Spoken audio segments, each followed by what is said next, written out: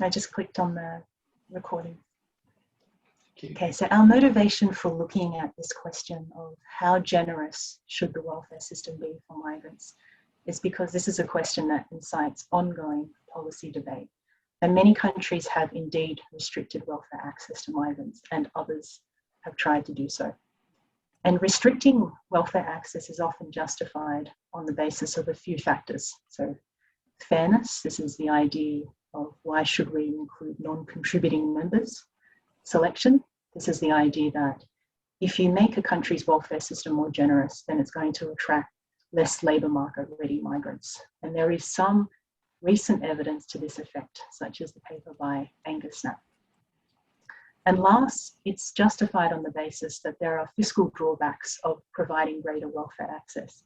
So the argument goes that while offering more generous welfare gives insurance benefits, so it lifts people's reservation wages, which allows them to reject poor quality job offers, but it's offset by the argument that giving people more welfare means that they'll stay in unemployment for longer, and this can depreciate human capital. Now, empirically, most of the literature actually finds that longer benefit durations, they don't really improve job quality, with the exception of Nico and Weber.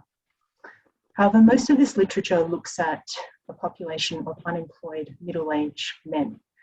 And it's not clear that this is generalizable to our population of interest, which are migrants, and in particular migrants with children, most of whom are females. So we're interested in this population because they tend to have lower labour market attachment, fewer networks, and poorer language skills. And especially for female migrants, they can also take on a significant portion of childcare responsibilities. So they face even larger constraints on their time since they have fewer childcare options, like no grandparent care, for example. And these constraints are important because on the one hand, it's where we expect the insurance benefits of welfare payments to really have an effect. You know, it gives migrants more time to enhance their language skills, build up qualifications, so they're recognised in this country, or simply to rely on welfare in order to undertake more of the childcare responsibilities. But on the other hand, it may be that if you push them into work as soon as possible, it allows them to accumulate more experience, better networks, more on-the-job skills. And so this kind of stepping stone argument would suggest that they may be better off in the longer term. So a priori, it's not clear how more restrictive welfare payments may affect the longer term outcomes of migrants. In addition, in this paper, what we're looking at is how migrants were affected in the period immediately after they arrived in Australia. And we argue that this is a critical period because how migrants behave in these initial years after arrival can potentially set them on very different trajectories. And it's this type of more critical period hypothesis that connects our paper with the literature that examines, for example, young people. So how financial supports impact on other kind of labour market entrants. But all in all, we have quite a sparse literature in this realm. And we differentiate ourselves from the few papers that look at this question by looking at more longer term outcomes. So turning to the context, I've just spoken about why this question is important in general, but it's also of significance to Australia, given the very large percentage of migrants in our population. Nowadays, we tend to have a system that's tailored more to highly skilled migrants, but just to note that during the time of the policy that we examined, we actually had equal numbers of permanent migrants coming on the family and the skilled visa streams. So the idea is that we're examining an Australian policy implemented in the mid-1990s. It was called the Newly Arrived Residents Waiting Period, or NARP for short. So the aim of this policy was to reduce welfare dependence and increase employment among newly arrived migrants. And the way it did this was it said, new migrants who arrive after a certain date, you had to wait 18 months before you could receive a certain type of welfare payment. And that payment was parenting allowance. So this was aimed specifically at primary carers of children and those from low-income families. Who did it target? It targeted those who arrived in Australia on or after the 1st of April 1996. So those who arrived before were unaffected by this new policy, and they waited a much shorter period of time.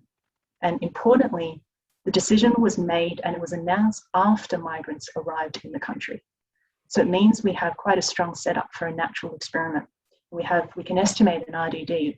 We use administrative data, two sources of administrative data, where we can construct treatment and control groups in quite a clean way, because in both of these data sets, we observe the exact arrival dates of migrants. So we can say essentially, those who arrived before the 1st of April 1996, they're our control group, and those who arrived on or after the 1st of April 1996, they're our treatment group, and they had to wait much longer before they could receive any payments, that they could receive the parenting allowance payment. So our contribution is that we're looking at longer run impacts of restricting welfare access upon arrival. We haven't yet gotten to the job quality variables. There's still a bit of cleaning to do on that.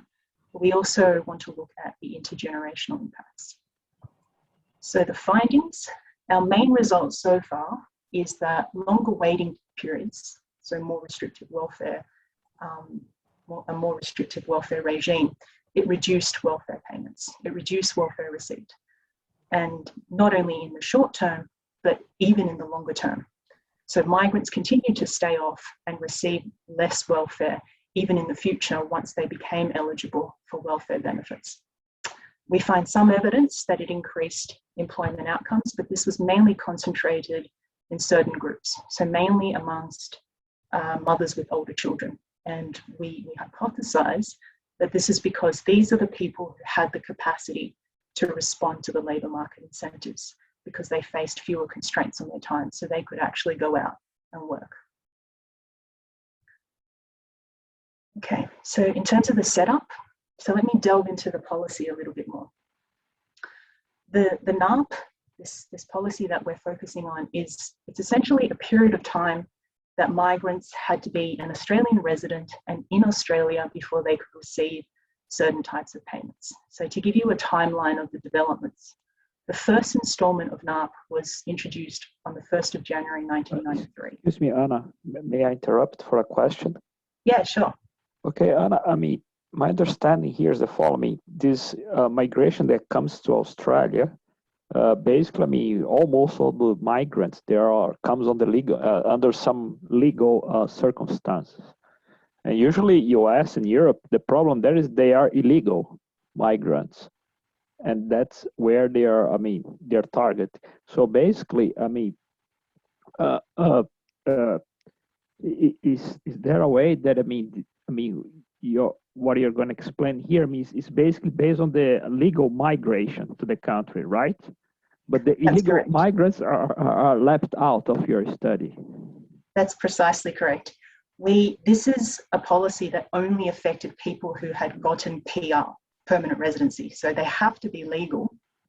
And then on top of that, this policy actually exempted refugees, even though refugees are legal, but they were exempted from this policy. And we definitely do not look at illegal immigrants. Okay, thank you.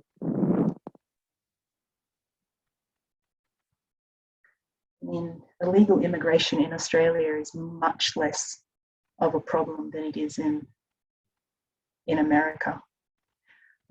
So we're focusing mainly on legal migration. Okay, so the first installment was in 1993. Now, it imposed a 20-week waiting period for selected payments. The second installment, and this is the one that we're focusing on, this was implemented on the 23rd of May, 1996. And what this said was, okay, those who are arriving after the 1st of April, 1996, you had to wait now 104 weeks for this payment, parenting allowance. Remember, if you arrived before this date, you only had to wait 26 weeks. Now, subsequently, on the 4th of March, this 104 waiting period. Anna, can I interrupt here? Sure, Simon. Do you mind remind us what happened before January 1st, 1993? What's the situation before that? Before the 1st of April, 1996? Before the 1st of January 1993, before the first policy happened, what was the situation then? So this policy, do you mean what was the context, or why was this policy introduced? No, well, in terms of these immigrants' access to those payments before 1993, what was the situation there? Was there any restriction, or there's no restriction at all, or? I see. So basically, before 1993, before that first installment, you come as a migrant, you've got PR, you're in the country, and you are eligible for welfare payments. Okay. So for the parenting allowance, you don't have to wait even a day. You can receive it as soon as you claim. You get back paid to the time that you arrive. All right. Okay, got it. Thank you. So the third installment was on the 4th of March, 1997. And so this was the 104-week waiting period was extended to other payments other than parenting allowance. Now, of course, there was a very recent installment of NARP on the 1st of January in 2019. And so now migrants who arrive in the country have to wait 208 weeks for various types of payments and concession cards. And probably after this paper, they might have to wait 8 years or indefinitely, maybe. We'll see. So let me tell you a bit more about parenting allowance. So we focus on parenting allowance on the second installment on the parenting allowance change for a number of reasons. Mainly it's to do with our data. Our data, this Centrelink administrative data set that we're using, it captures a broad population of primary carers with children. So not only those who are receiving some sort of welfare benefit, it also captures any primary carer who receives family tax benefits. And I make this distinction because it's really important. There's a very important distinction between income support and family tax benefits, because the NARP did not affect FTB, first of all, the family tax benefits. And also, FTB is more universal than income support. So whereas income support has really high income thresholds and various other kind of criteria in order for you to be eligible, so one of which is you have to be quite low income, it's very targeted. FTB is far more universal, particularly back in 1996. You know, back in 1996, I didn't even think there was an income criteria. And then one was imposed in, I think, 2006, and that was $150,000 for a household. So really, really generous, universal type payment back then. Now FTB has changed, and now the income threshold for FTB is much higher, much lower, sorry. So it's important because even if people cannot receive parenting allowance, they can still receive FTB, and so they'll still be in our data. Now, the second reason we focus on parenting allowance is because it's the largest, most important change for migrants arriving before and after a given date. It essentially halved their potential maximum benefit amount. And so the maximum lost benefits was about $150 per week. And to put this into context, back in 1996-97, the average weekly income for, say, a single person was only $391 a week. So this is quite a substantial potential maximum loss. Another reason we focus on this policy is because of the population it targeted, these migrant mothers, or it targeted the primary carer of the child, but it just happens to be that the primary carer of the child often tends to be the mother. Back then, at least, it tends to be the mother. And this group constitutes quite a vulnerable population. So any kind of financial disruptions, it may be large and perhaps transmitted across generations. And the last point is that for research, well, we've got a good natural experiment, because the policy affecting parenting allowance was made and announced after migrants came into this country. So any kind of potential selection effects coming from the welfare magnet hypothesis, so the idea that you make your payments more generous and you attract a certain type of migrant, that's unlikely to happen here because it was announced after migrants had already arrived. Anna, a quick question about the context. So usually these policies are never enacted in separation, right? So they are a part of a budget, and the budget has 4 or 5 other policy changes. So is it possible to separate out the effect of other policy changes that might have happened? So I will talk about this. In terms of the timeline, if you look at the timeline, there weren't actually other policies that were implemented precisely on the 23rd of May 1996. But there were policies on either side. So there was the first installment of NARP, and then there was the third installment of NARP.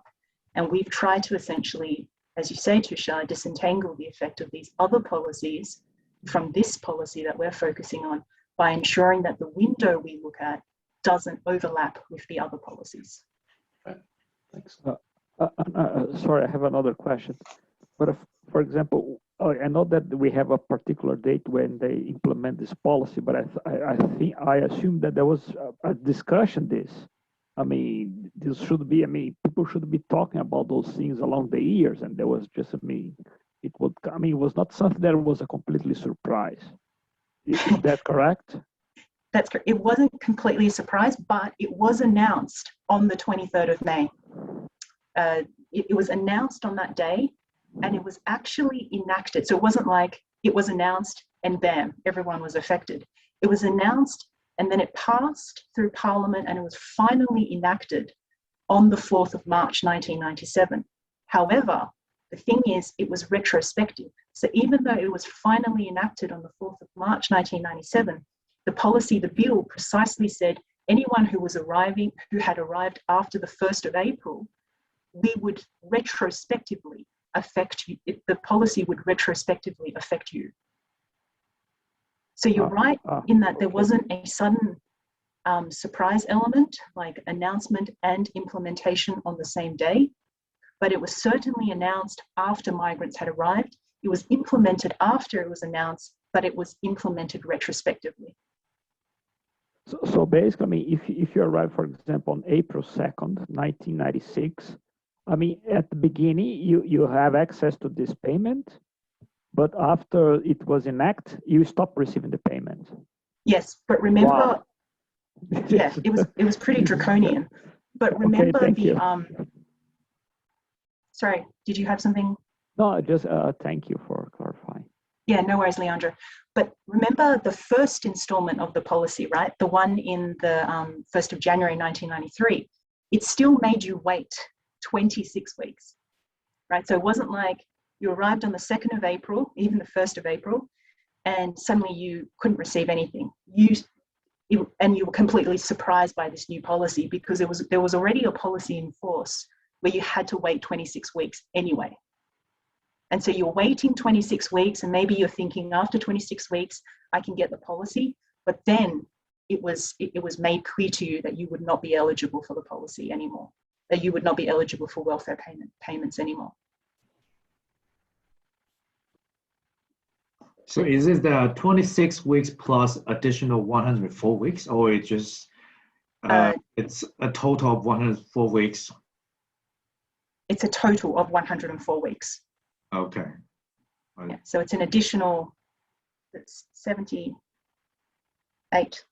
Okay. So an additional 78 weeks. Yeah. So that's the margin we're looking at, having to wait an additional 78 weeks. Okay.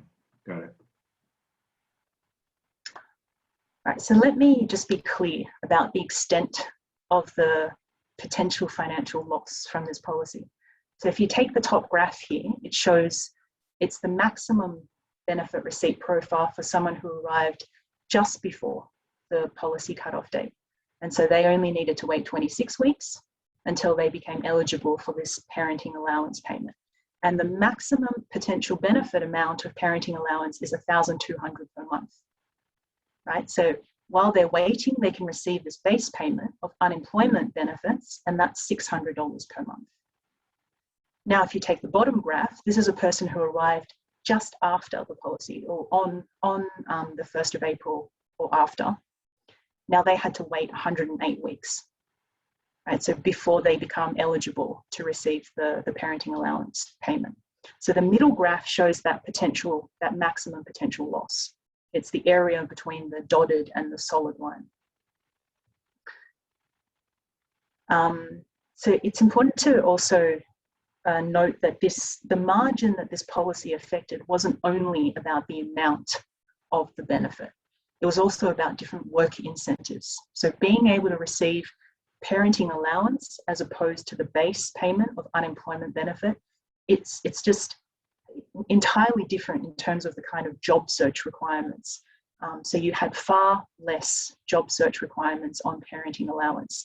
You also had lower taper rates. So for every additional dollar you earn, you lose far less of your welfare payments. So in this graph, you can see along the horizontal axis, we've got private household income, and the vertical axis is the net household income. That 45-degree line shows that you're not receiving any additional or any benefits, right? So what you earn is what you take home. So any area to the left of this 45-degree line means you're bringing in more money than you're actually earning from employment, and that's from welfare benefits. So if you look to the left of the 45-degree line, you see that the top line shows that those people who arrived before the cutoff date, they faced lower taper rates. So not only can they receive a larger maximum rate, but they could earn up to $900 a fortnight and still be eligible for welfare payments. Whereas the bottom line, you can see that those who are affected by the policy, those who arrived on or after the cutoff, they could only earn up to $500 a fortnight before their welfare payments entirely cut out. So this policy, the margins it's affecting is the amount that you can get, but also it's a push into the labour market and into higher levels of employment, right? Because of the taper rates. A quick question again. This relates to what Leandro was asking earlier, but I mean, are there any families that basically complete the 26 weeks period before the policy is implemented finally? And so they basically go on payment and then they have to get off it after a while? No, that was not possible, Tushar, because when the policy was announced and as the bill was going through, basically it was passed. And then what the Centrelink officers, Centrelink is the welfare agency that administers these payments. And Centrelink officers were immediately told that anyone who finishes their 26-week, they are no longer eligible. And so it was already pretty much, that message was already being transmitted and monitored and enacted at that time by the Centrelink officers. But this was in 1997, I'm guessing. So 26 weeks from 23rd of May 1996. That's not yet 1997. Okay, let's see. Yeah. Okay, thanks. Thank you. Are any of these payments means tested for assets that migrants either bring with them or have accumulated since they've been here? So these welfare payments tend to be asset tested, I believe. Well, they're definitely asset tested now. So back in 1996, I believe there was, I'm actually not 100% sure about the asset testing. There may be asset tests before you can become eligible for permanent residency. That's true. And so you would be worried that if there was asset testing, so let's think. So if there was asset testing, would that affect the kind of people who arrived before and after the 1st of April, 1996? That's the question you want to ask, right? Agreed.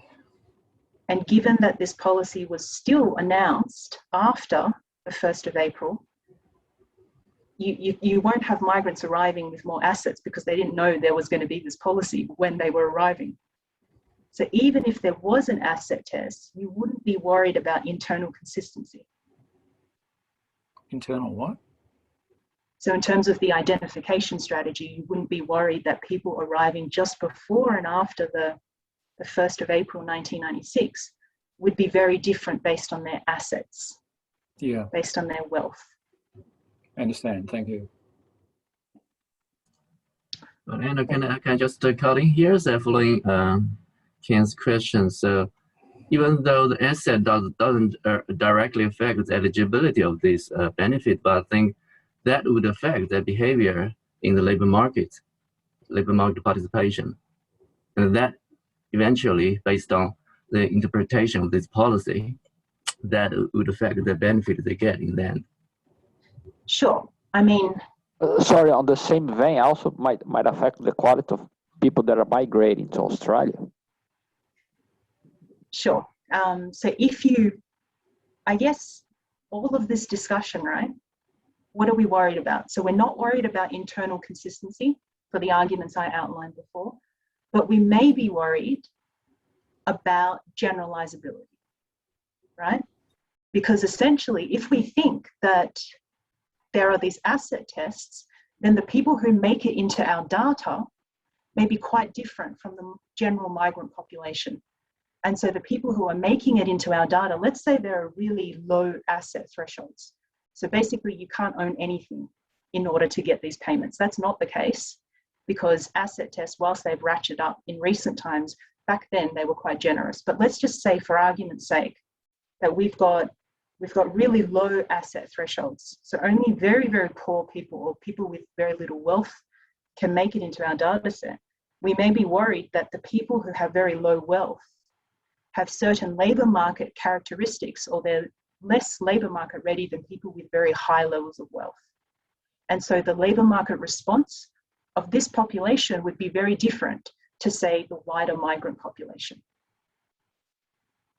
I'm thinking that raising this assets test question would be, you'd be worried about the generalizability. Am I correct? That's the main thing you're worried about? I think so. I think the thing is, okay, so here, because your response to Ken's question is that you're not concerned about this asset, but here, my understanding is the asset eventually can also affect the response of these migrants, and eventually they will affect the total benefit. I think that is outcome variable you're interested in, right? That means in the end, the asset can still affect your outcome variable. That is what I'm thinking about. For sure, but I think ultimately that comes down to the type of person who makes it into the data or not. And even if you make it into the data because somehow you've passed the asset test at the beginning, as you say, it might affect your labour market response in the future. So essentially we'd be worried about the kind of margin this policy is affecting, regardless of whether you're in the data set or out of the data set. It's going to affect how you respond in terms of your labour market response. But I think ultimately, one way we can check this, right, is we can say, okay, so say we're worried about this asset test only subscribing certain types of people with a certain profile of labour market response into the data set. We can compare this data set. We can compare the distribution of people in this data set with, say, the distribution of people in census, right? And we can say, did a potential asset test mean that it only allowed a certain type of person, a certain type of migrant into our data set, which is very different from the general population. And that can give us a sense of whether or not the labour market response of the people in our data set is very different from the labour market response of people with higher assets or whatnot. So we did do that. We did look at, and I can show you the graphs later, but we did look at the distribution of, so we actually only did it for country of birth to look at, we only compared the distribution of country of birth of people in our data set with the distribution in the census data set using the MADIP data. And we found more or less that the distributions were similar. There were some outliers, so there were more people in our data set who were from the UK and Vietnam. But other than that, the distribution was all pretty similar. But why don't I go on, and then we can come back to this question. I can show you those graphs as well. But are you saying that that the having assets or not doesn't affect your tests about the long-term impact of switching off eligibility or increasing the time needed before you qualify for welfare? Is that what you're saying? I'm more saying that assets, first of all, assets, how much assets you have is not going to affect who arrives before or after 1st of April 1996. So that's a really critical point, because we don't want people arriving after having more assets than people arriving before, because of the different labour market responses, let's say, of people with higher or lower assets, right? So the first thing I'm saying is that we do not want people arriving before and after the 1st of April 1996 having different assets. We don't want treatment control having different levels of assets. That's the key point I'm making. But I think what is confusing a lot of people is, based on that, can you make any claims about the impact of this policy? Because as Leandro pointed out, that in the long run, when you actually come to look at the employment outcome of these people, even though you're internally consistent, your control and treatment are comparable, the kind of competition they are facing in the labor market might change because of the asset, because of who comes after these waves of migrants, right? So yeah. So although it's internally consistent, yeah. So it's internal, but that's the second point I was trying to make, that externally, we also want this to be consistent with the rest of the migrant population. So we want to compare our migrant data, the administrative data, with, say, census data. Yeah. So that we can ensure that there is some sort of similarity in the profile of migrants that make it into our data set as would make it into the rest of the Australian population data set, the census. Yeah, so I see the point that you're trying to make about whether the populations are comparable or not. So that's about the spatial external validity of it, right? Across data sets, are you comparable or not? But there is a concern about, over time, is it really externally valid or not, right? So if suppose what happens is, after the enactment of this policy retrospectively, now the new migrants who come in are different from the older migrants, right? That changes the labor market competition that both your control and treatment will be facing now. But if you expected that migrants coming in after were very different to migrants who came in before, once they knew about the policy, so this is again still, Tushar, this is still a generalizability problem, right? But then that kind of profile of migrants would also be reflected in the census. It's just that these migrants, certain migrants, never came to Australia. And so what you're saying is that you're still worried, because those migrants who would have come had there not been this policy, they never came to Australia. And so the effects that we're estimating are for a certain select type of migrant. Is that what you're worried about? Yes. Yes, and I think that's fair enough. But that is not something we will ever know about, because they never arrived. We can't ever observe those who would have arrived had the policy not been in place. Yeah, so I think the point that I was trying to make was, it's not just a labor supply response to the policy, but the labor demand is also changing because of the competition and the composition of the labor force. Just to add, I mean, this is the time when the Howard government came in as well, in March 1996 as well, where there was a fundamental shift as well in terms of the types of migrants coming in. So I'm not sure to what respect that might confound things. No, that's right. The Howard government came in. I guess you'd be worried if the Howard government also implemented other policies precisely on the 1st of April, because that's what we're looking at. We're looking at people who arrive very close to that cutoff. So there may have been other policies and, cultural change. The Howard government, at least at the outset, was very conservative. Practically, they didn't actually implement such conservative immigration policies, particularly for skilled migrants. But nevertheless, you may have expected some kind of cultural change, or that may have affected, for example, labour market discrimination. But you'd need to argue that all of that changed on the 1st of April 1996, which I don't think it did.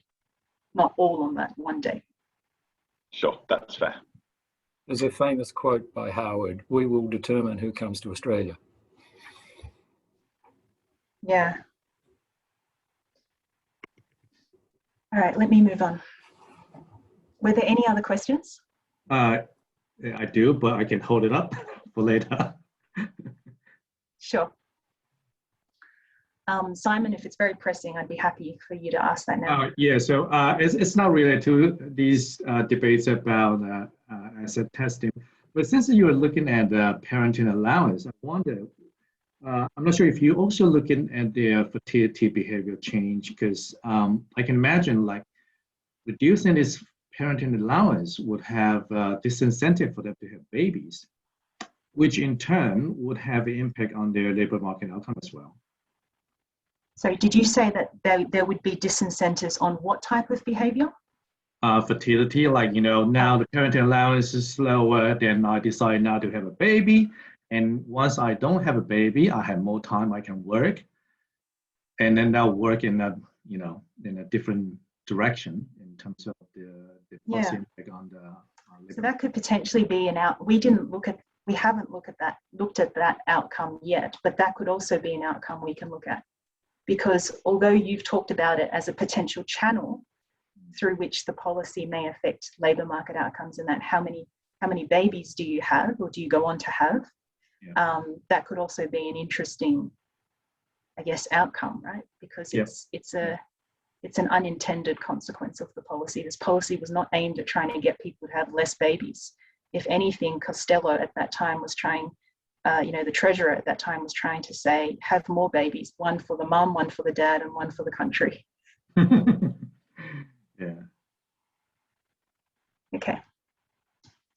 So let me tell you a bit about the data. So we use 3 data sets for this project, and the main one is Domino, and this is the main administrative data set of DSS, Department of Social Services, and it's anyone who had any contact with the welfare agency between 2001 and 2019.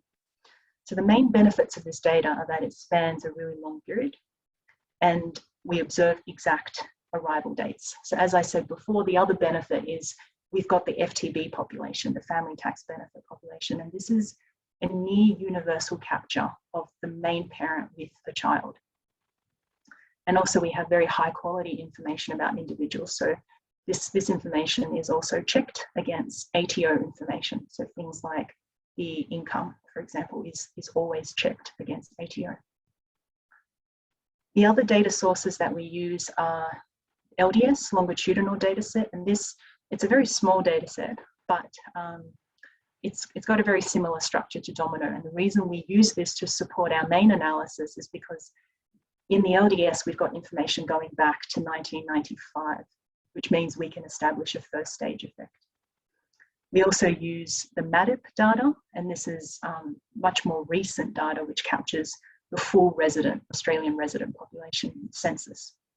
And so then we can do some of the things I was telling you about before, where we can say, all right, so this policy may have been retrospectively implemented, but then ultimately who made it into Australia and who didn't leave Australia. And we can compare who made it into the data set, and we can compare that with the rest of the population. So that's what we mainly use MADIP for.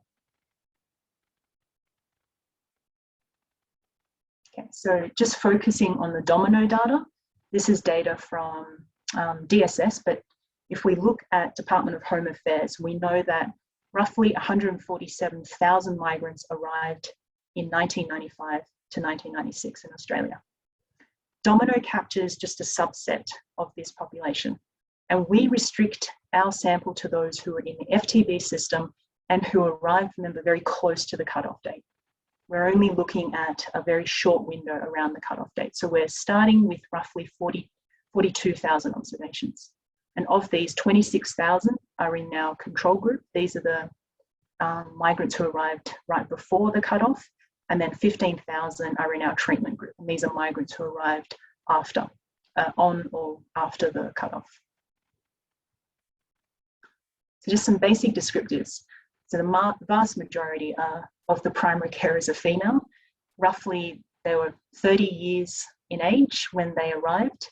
Most of them had children when they arrived, and roughly 20% were from an English-speaking country. So in terms of estimation, we run a RDD, a local linear regression. So we take the outcome for individual I, regress it on the running variable, which is the arrival date in days, post, an indicator for whether they arrived after the cutoff or not, and also the interaction between these two, and that's our main coefficient of interest, that beta 1. It tells us the impact of arriving on or after the cutoff. So we follow the method of Colonico et al., where we select the optimal bandwidths in a data-driven way. So we're letting the data select the bandwidths rather than imposing any kind of window ourselves. And this data-driven selection is basically trying to minimize the bias variance trade-off. So it picks a certain bandwidth size, so that, you know, if you pick a smaller bandwidth size, you have less bias, but because you allow fewer data observations into your bandwidth, you have higher variance. And so this data-driven method is saying we're going to pick the size of your bandwidth so that you minimize that trade-off between variance and bias. And what this means practically for us is that we end up using about 2 to 3 months around the cutoff for estimation. So we don't impose balanced bandwidths. We allow the bandwidths to also be asymmetric. So because we have actually more control observations, we had quite a few more control observations. Therefore, there will be more data on the left-hand side. So we can allow the window on the left-hand side to vary from the window on the right-hand side, given the differences in the number of observations we have. Can I have a quick clarification? When you say arrive, what do you mean by that? Do you mean that arrive physically, or it's about the time that they acquire this permanent residency? That's a very good question, Simon. So it actually is arrived physically.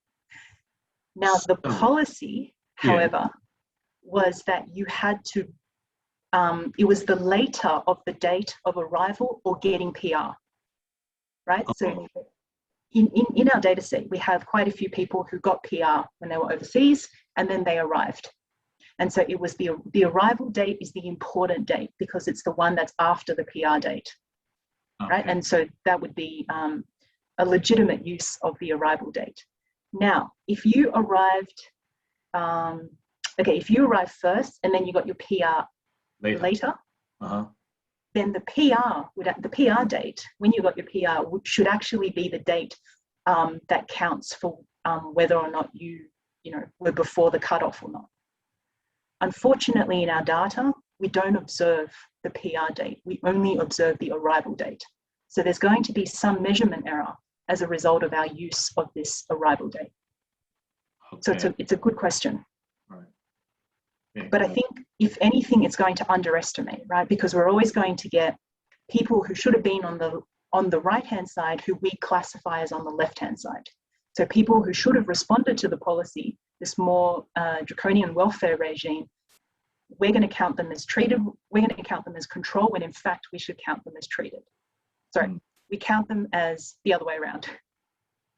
So we're going to underestimate the results as a result of this measurement error. Right. So that's a good question. Yeah.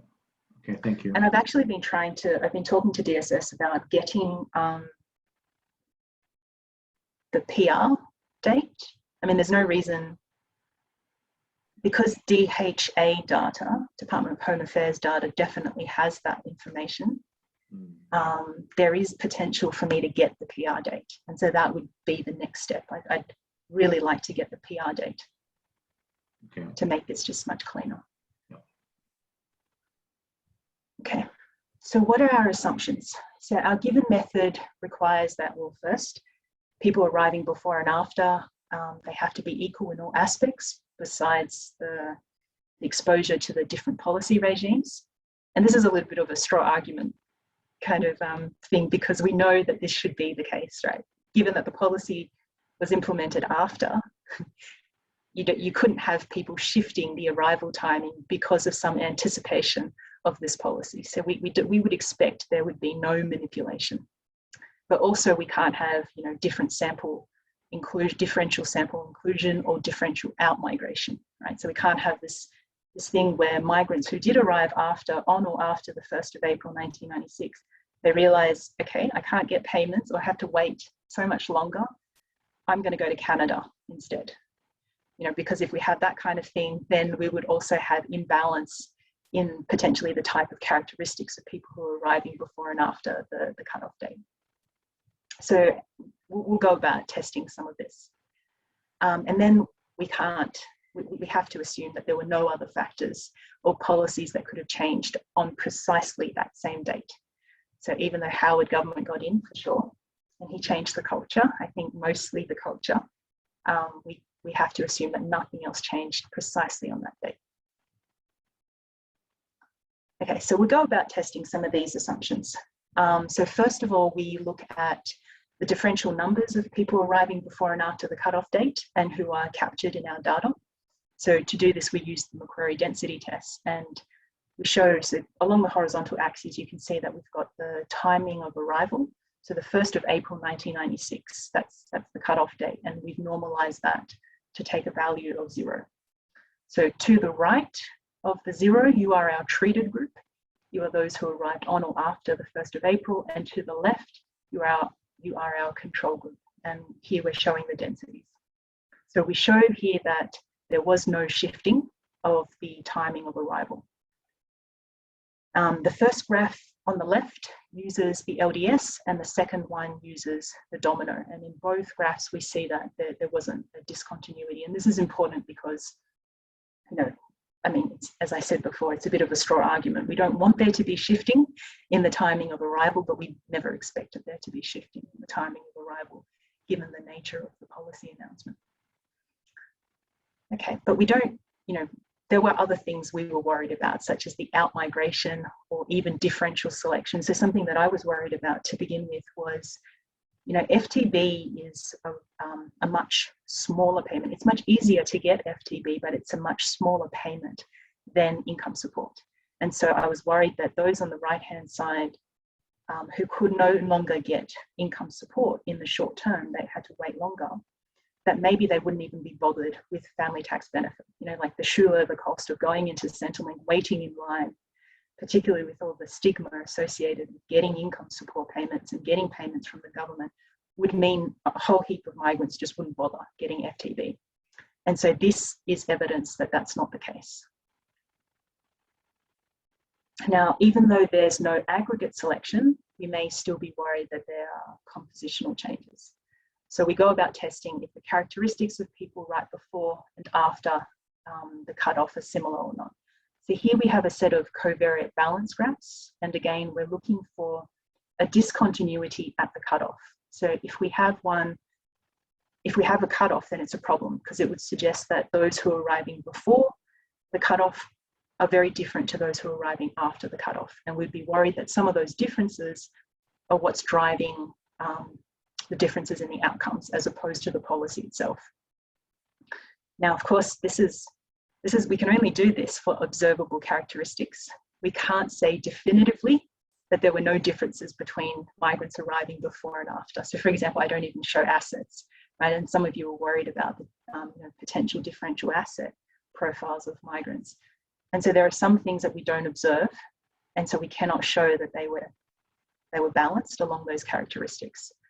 But nevertheless, along the observed stuff, we show very little evidence of this problem.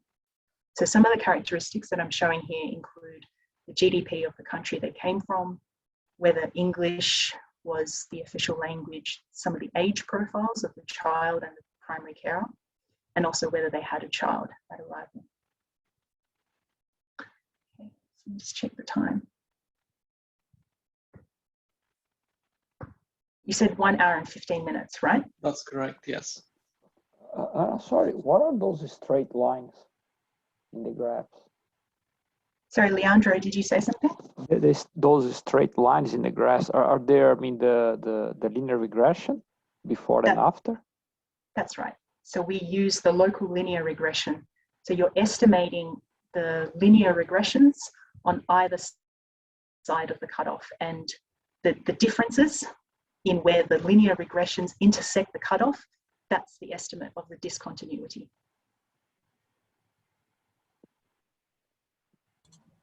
So following this question, I just want to say here, okay, in the first two graphs you show is non-linear, but why here you show in linear?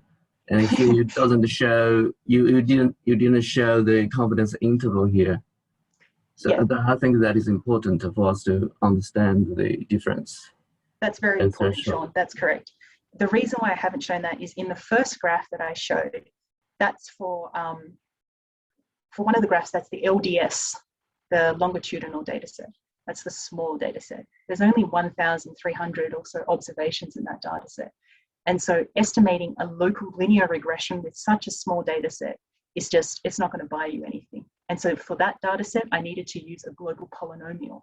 I needed to use the full gamut of the data and fit a very flexible functional form so as to capture any non-linearities, particularly on the outer edges, outer sides, further away from the cutoff date. But in the domino data, because we have 42,000 observations, we have the luxury of estimating linear regressions.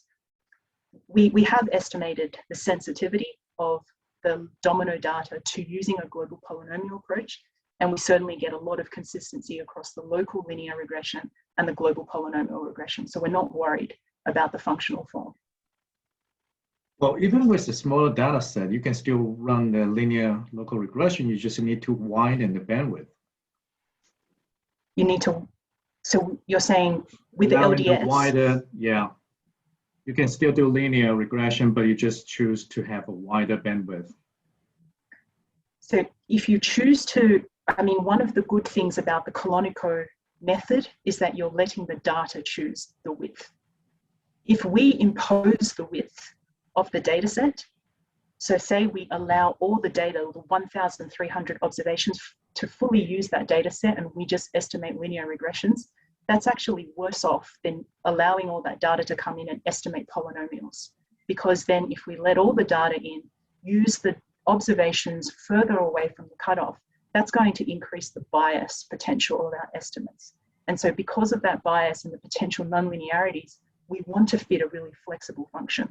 Because if you just fit a linear function, that linear function can be really swayed by the nonlinear relationships underlying the variables. So it's actually, when we're using the LDS, it's actually better to fit a global polynomial because we're using the full band, the full gamut of the data. I think the key is whether there's a discontinuity, right? The key Sorry, is whether the key should be the discontinuity at the cutoff. Yeah, yeah, absolutely. But the discontinuity comes from the functional forms you imposed. If you impose a linear regression using the full range of the data, so say we use the 1,300 observations, we allow that to be the major, like almost the bandwidth, if you like, and we fit a linear regression. The differences in that linear regression of where it intersects, that's the discontinuity, right? Okay, yeah, well, let's move on. That's okay. Yeah. So a quick question about that.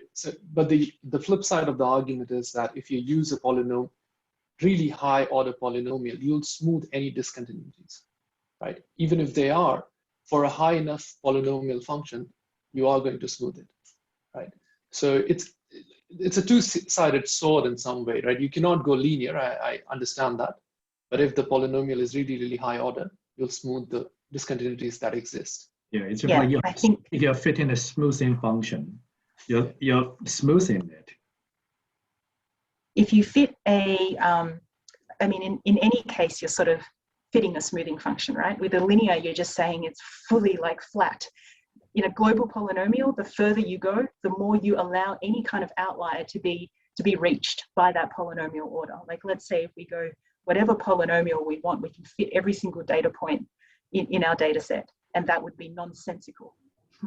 So we do need to limit the order of the polynomial, and we can do that also in data-driven ways.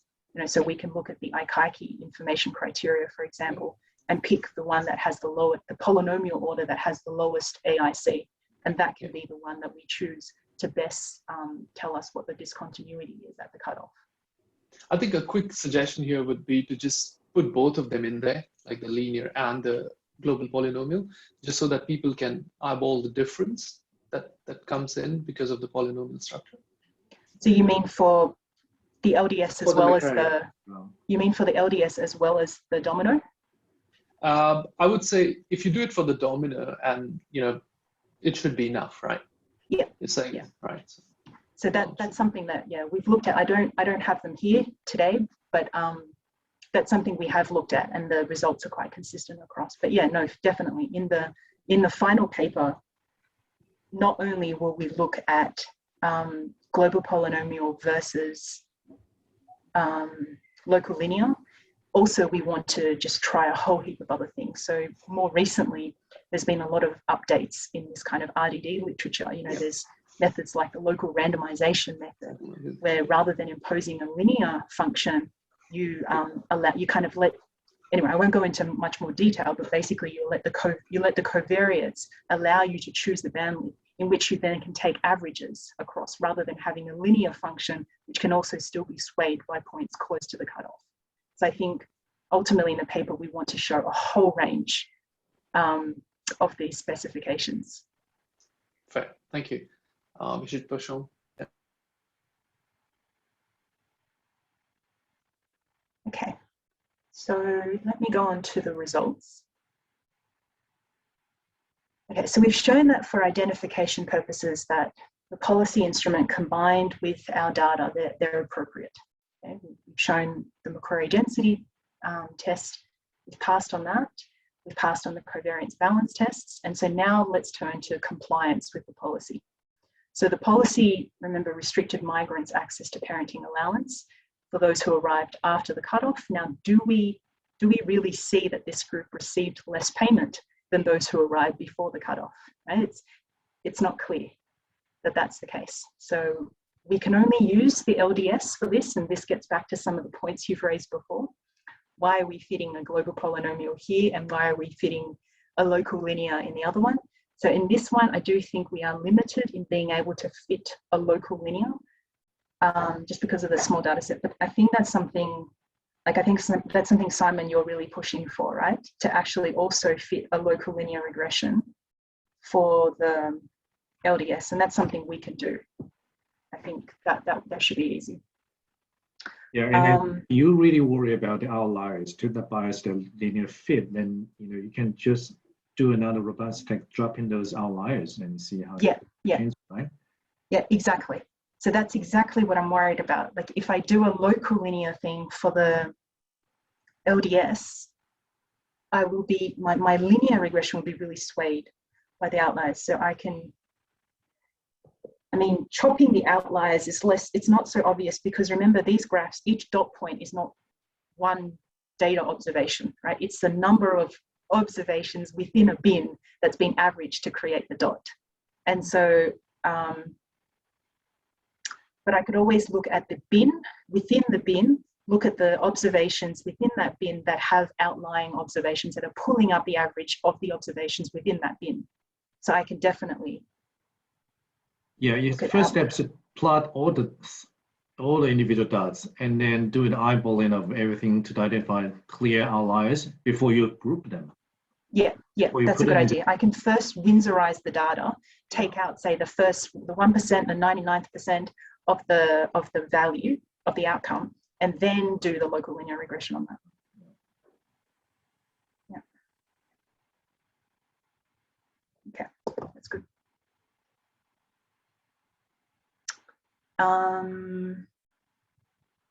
Okay, so what I was saying before was we want to check if there was compliance with this policy. So we can only use the LDS for this because we only have data.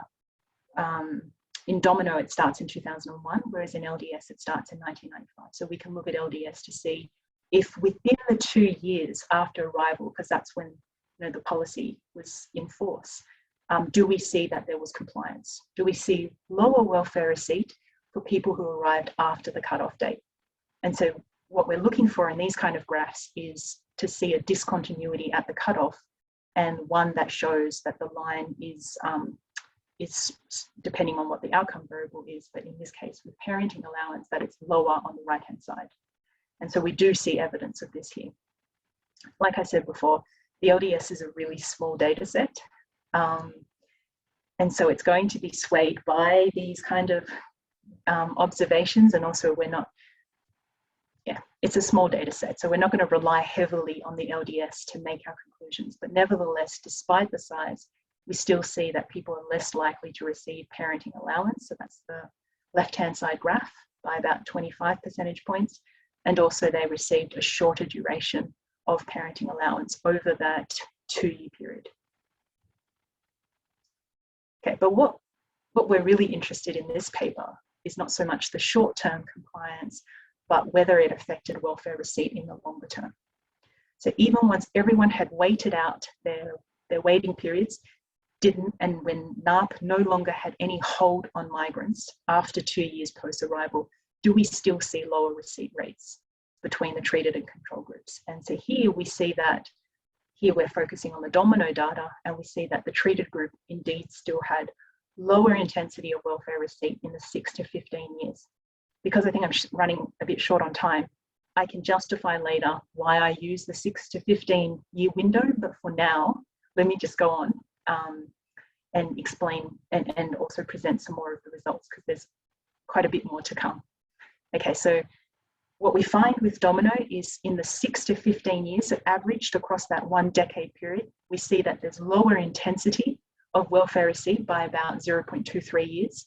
So people who had to wait longer, they were receiving income support. This is now not just parenting allowance, it's all income support for less time than people arrived before the cutoff date.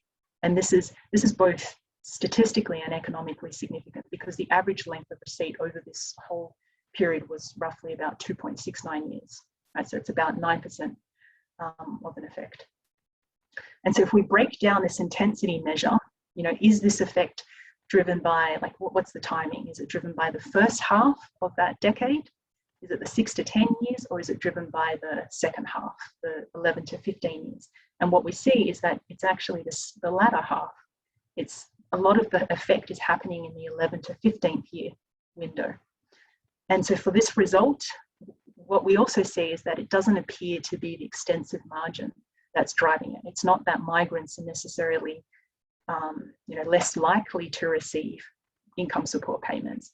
It's just that migrants are just as likely to receive payments, but the lengths of time on the payments in the 6 to 15 or in the 11 to 15 year period is much less for those who were treated as opposed to those who were control.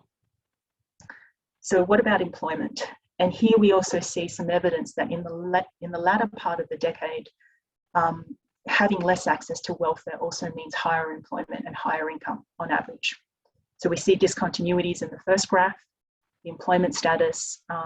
We see just some slight, albeit not very statistically significant, evidence that there were longer durations of employment for the treated group in the second graph. And in the bottom panel, we see that there's some higher income, both on an annual and a daily basis.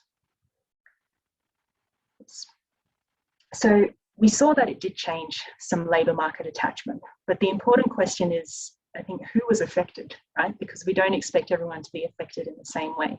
And so a priori, you know, Johannes and I, we thought that probably the group that was most likely to be affected are the primary carers with the older children. So particularly because migrants, you know, one of the biggest constraints, labour market constraints for migrants, for female migrants, is actually childcare availability. So there's no grandparent care here, and often childcare is not particularly affordable in this country. And so when you have older children, you have less caring responsibilities and you're less time constrained. So we would expect that the policy would actually have more bite for this group because they're better able to respond. And so here, what we're showing is that we've divided our group between those who arrived with a 5-year-old or younger kid, and those who arrived with a kid that was above 5 years old. And so age 5, I guess, why age 5? It's when kids start primary school and it frees up time for the primary carer.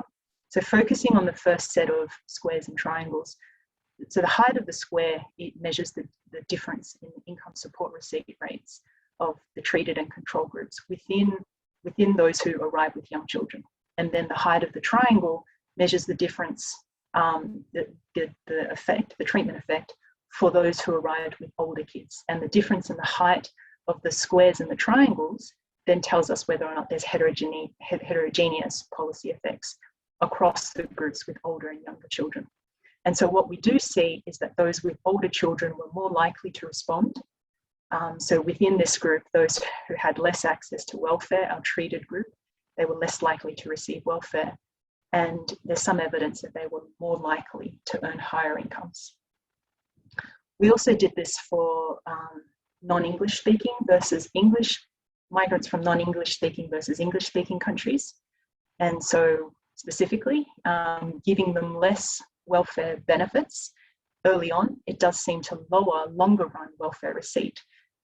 Interestingly, for those who are from non-English speaking countries, but we don't really see any evidence of this for, we don't see that these groups were more likely to respond in terms of employment or income. So among migrants from both English and non-English speaking countries, we see that the more restrictive welfare regime, it seems to yield quite similar responses in the employment status and the income. Okay, so we see that the group that seems to be most affected by this policy were those with older children. So then we looked at intergenerational impacts. So I've got 8 more minutes. Yeah, let's talk through these. So the intergenerational impacts. So here, what we're interested in is if we look at a primary carer's pattern of welfare receipt, we're asking how does it affect the child of that parent's welfare receipt in the future, once the child becomes eligible for welfare payments themselves. So that's in Australia, that's at age 16. In most cases, in the vast majority of cases, a kid becomes eligible for income support at age 16.